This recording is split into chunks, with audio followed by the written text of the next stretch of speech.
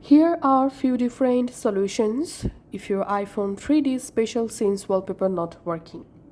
So the first solution is we need to turn off low power mode. So go to your iPhone settings, tap on battery, then tap on low power mode, and you need to disable low power mode.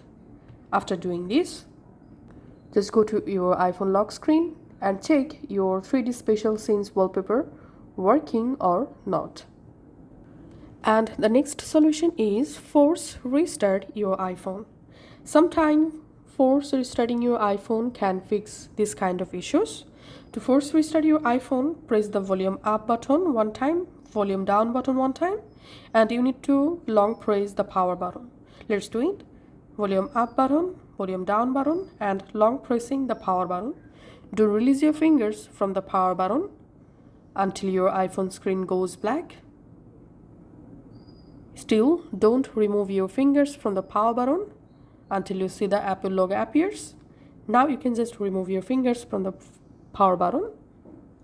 That's how. Simply force restart your iPhone and then just go ahead and check your spatial scene or 3D wallpaper working or not.